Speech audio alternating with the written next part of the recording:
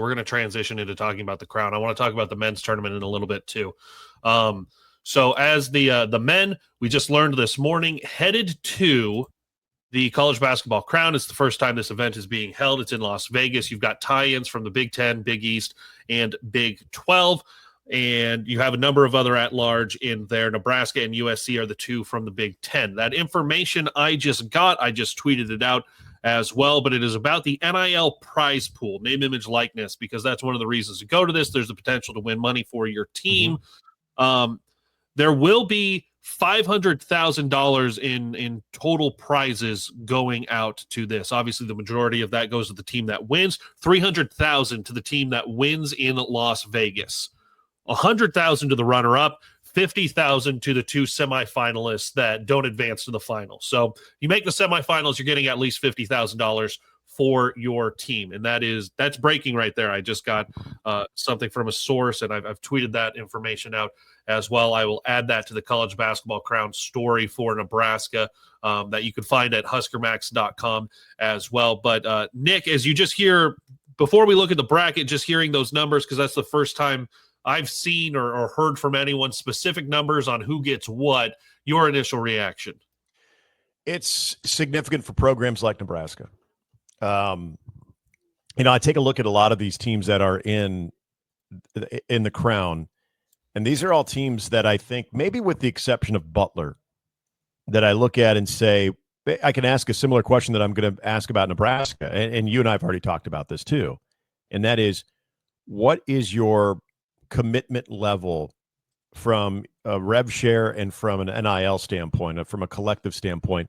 What is your commitment to basketball, of making your basketball program, all these programs that are going to be in the Crown, what is your commitment to make sure that they are sitting there in a home of a coach or an auditorium on Selection Sunday, and they are awaiting hopefully positive news, and they're doing that consistently? Because we all thought this time a year ago that Nebraska could be in the same situation. And they were just not going into the weekend feeling like they were going to get the bid, but they were there till the very end. Okay. But we also know context is important, part of that season, as far as where Nebraska was 2 weeks prior to essentially being eliminated from the NCAA tournament and obviously from the Big Ten tournament. But I think USC is a fascinating case as well. USC, there are resources, there's LA dollars. That's where I'm at right now, and there is all kinds of alum around that you would think would be very proud USC donors because of that athletic department. But a lot of that, as we know, goes into football. I think Nebraska, you look at the big question that when rev share is official, most likely in July, that is the pool that is going to be allotted to basketball, and will it be a major step forward for them, or are they still going to have to be, I'll use this, creative on how they ascertain talent? Because this is why I don't think it gets discussed enough about Fred Hoiberg, of the type of coach he is and the adjustment that he's had to make is in the high stakes of money exchanging hands and being able to pinpoint someone that can make you better next year, and having the resources just snap your finger and go out and get them, like some programs do have the ability to do. Obviously, Nebraska basketball does not have that program or that ability. They've got to be creative on how they try to lure in that type of talent.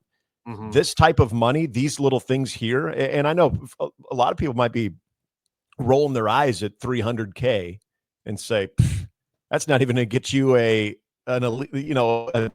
decent score, let alone an elite score. But it all builds up. That's essentially someone writing you a $300K check and saying, hey, put this towards your basketball NIL. That is something that I still think Nebraska is on the wait and see approach of how will they be prioritized when it comes to what they can offer. And this is the beauty about this sport. Kaleb, you know it as well as I do. You can find one guy on top of what you currently have that could be into that elite scoring category, and that can dramatically change you. I wouldn't even consider Rink Mast an elite scorer, but he's a scorer.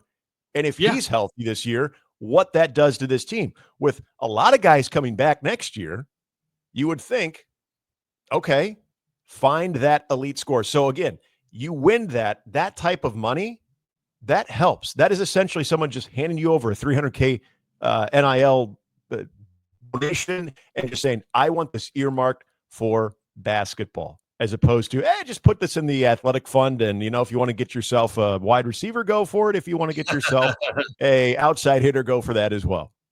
Right. And it's, when you look at that, this is obviously for the champions. So you got to win 4 games. Mm-hmm. But if you get that 300,000 and you have 15 players on the roster, that's $20,000 each. Like that's not nothing. Even when you look at some of the guys who might have 7-figure deals or high 6-figure deals, 20,000 is not nothing. And then you've got some other guys on the roster who are obviously not getting that.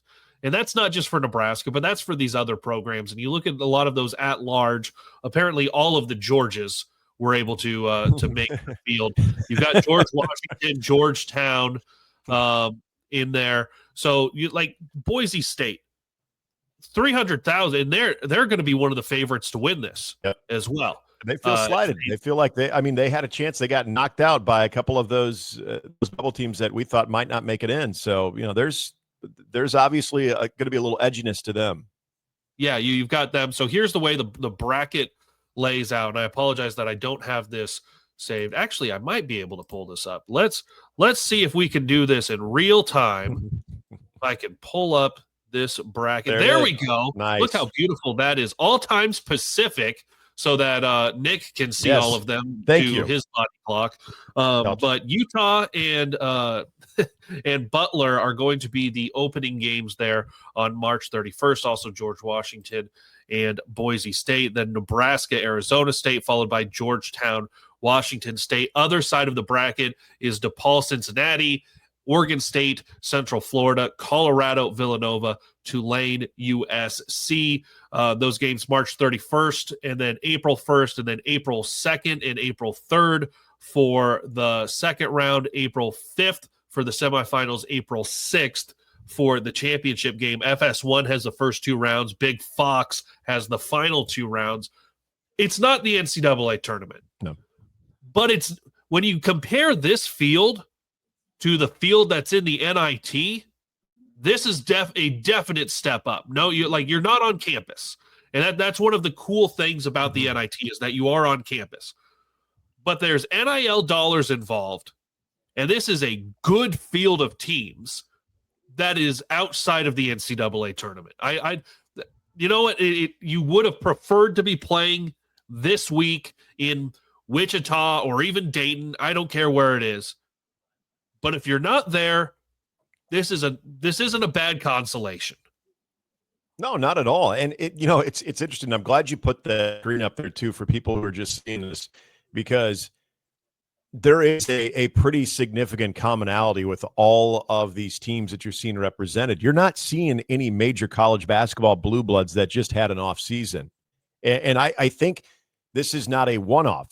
This goes back to the conversation we're just having about all of these programs, because remember, DePaul, if there's money to be had, DePaul's going to put it into basketball, but that's also a program in the Big East that is really trying to play catch up when it comes to the other NIL dollars that are being put into other Big East rivals in that conference. So I wouldn't say that DePaul is a team that they're trying to figure out where they would put their money. I'm more concerned on, do they have the money? Do they have the money to stay competitive with RevShare and with the collective? Cincinnati, yeah, they've had success at times, but I don't think anybody would call them a basketball blue blood. Georgetown, once upon a time, and I think Georgetown's on the come. I think they have the right guys, the head coach. But you're looking at programs that in the modern era of college basketball just have not had sustained success.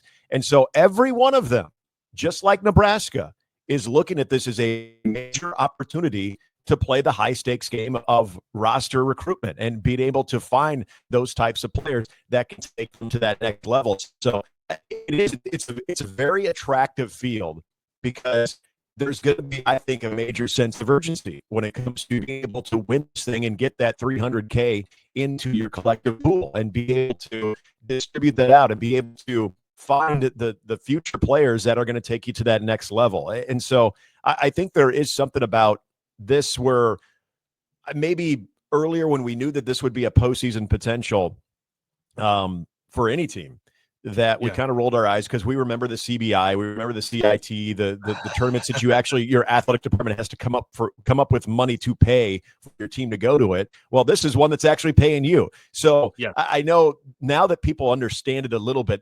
And I want to make this very clear, and I'm not going to speak on your behalf, Kaleb, but I know I'm not trying to pump this tournament up just because all of a sudden this is where Nebraska lands, and now I'm going to poo-poo the NIT or anything else. But this is the only one that directly goes into your collective. Now, we can talk about the financial benefit of making an NCAA tournament and what that can do to your external donor system. Obviously, that would be much better. But this one is saying, hey, win this thing, and you're getting money, and it can go to your collective. So this is where we are. And if you have that opportunity of a season that's obviously disappointing, but this is your consolation prize, hey, there are worse consolation prizes. You could be cleaning out your locker right now and getting ready to figure out what you're going to do in the summer. And coaches are already having their evaluations, their player evaluations, and figuring out what the roster is going to look like next year. So this isn't a bad consolation whatsoever. And as long as they don't have a god-awful court like the Big 12 rolled out for their conference championships, people are going to tune in. Think about overthought that one. I know. Think about bowl season and the number of just there's bad football teams. It's 6-6 against 7-5, or like there's bad football game. But what do? You tune in because it's football. Yep. And for this, because it's at the end of the month, you're past this first weekend of March Madness. So you've got 2 weeks until this even gets going. Yep. You're going to be through the second weekend. So when you start to look at that aspect of it, is that you will have dwindling basketball on the television, and then you will be able to roll this out all week. People are going to tune in because there's some good names in there. And as you went through and you mentioned that there's not a lot of overall recent success for a number of these programs, I would say Butler and Villanova over the last decade and a half have the best case for recent success. Nova I should say Nova, a blue blood, but Nova, obviously, Kyle Neptune now has been dismissed. So recently, in the last couple of years, Villanova has been a shell of what they were. But I should mention them in most recent success. There's no question with the multiple national championships, just under a different coach for sure. Right. Yeah. But it's a program that didn't turn their nose up at this, and we know that there are multiple programs who did. There are multiple programs who said we're not playing in that, and you got to think about West Virginia, who should have been in the NCAA tournament. Right. Absolutely should have. That is a shame of all shames that West Virginia is not in and North Carolina is. Now, if you would have gone through and put in Boise or Indiana or even Ohio State and West Virginia's out, you just go, that's tough. But for North Carolina to be in. So West Virginia, they're one of the teams that turned this down. Penn State turns it down, and there's obviously Indiana wasn't going to play any postseason stuff. You don't see Ohio State, but it is an opportunity for Nebraska here against an Arizona State team out of the Big 12 now. And then you've got Big East, Pac-12 represented before you can potentially get into the semifinal. Good chance to make some money for your program.